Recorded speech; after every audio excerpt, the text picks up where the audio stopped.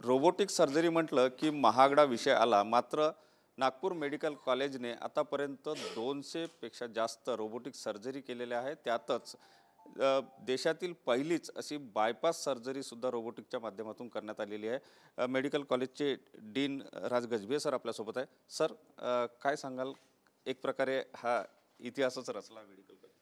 हो, नक्कीच। Robotic bypass शस्त्रक्रिया म्हणजे ही काही एक सिंपल बाब नाही आहे। ही जर बाहेर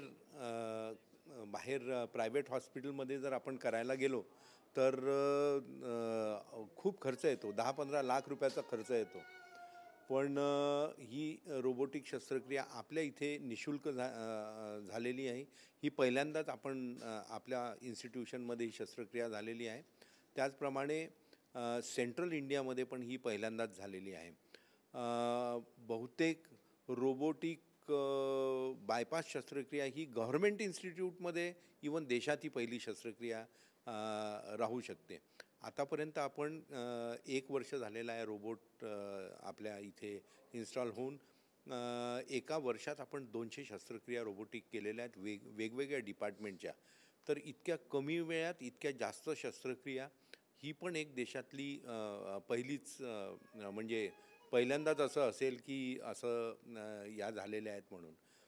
तर त्याचे अनेक ॲडव्हान्टेजेस आहेत रोबोटिक शस्त्रक्रियेचे।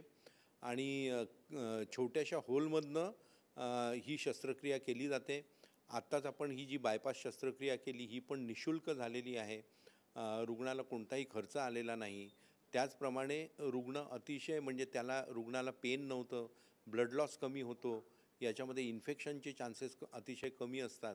आणि हे सर्व ॲडव्हान्टेजेस, या सर्व आधुनिक पद्धतीच्या शस्त्रक्रियेचे ॲडव्हान्टेजेस आपल्या इथल्या गरीबातल्या गरीब रुग्णाला आपल्या मेडिकल कॉलेजद्वारे दिल्या जातात। ज्यांनी ही सगळी शस्त्रक्रिया घडवून आणली असे डॉक्टर दास सुद्धा आपल्यासोबत आहे।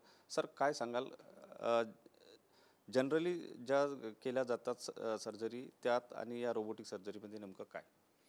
जनरली जे रूटीन सर्जरी आहे, नेहमीची सर्जरी आहे, ते सामोरून केली जाते। मोठी चिरफाड होते, ब्लड लॉस पण जास्त असतो, पेन रिकव्हरी टाईम जास्त असतो। याच्यात खूप 10 मिलीमीटर इन्सिजन म्हणजे खूपच लहान झालं। आणि याच्यात जे रोबोटिक जे एक इल्युमिनेशन असते, त्याचं मॅग्निफिकेशन असते, त्याचं जे प्रेसिशन असते ते खूप जास्त असतो।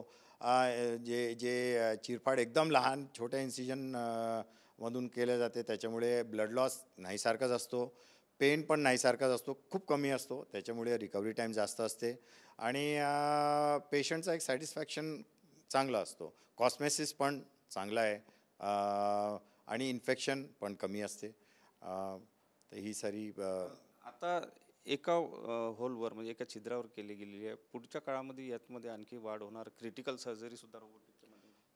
हो, आता पुढे आम्ही मल्टीवेसल बायपास, वॅल रिप्लेसमेंट, छिद्राचे ऑपरेशन, तर असे अनेक जे हार्टचे इतर ऑपरेशन्स आहेत जे सामोरून चिरफाड करून करतात आता, ते आम्ही रोबोटिक सर्जरीमधून प्लॅन करणार आहोत आणि ते पण पार पाडणार। नक्कीच नागपूर मेडिकल कॉलेजमध्ये जे रुग्ण येतात ते नागपूर किंवा विदर्भातले नाही तर मध्य प्रदेश, छत्तीसगडपासून रुग्ण येतात।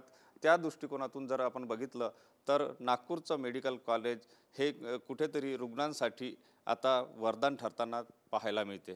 Cameraman size Sunil Dhage, TV9 Marathi, Nagpur.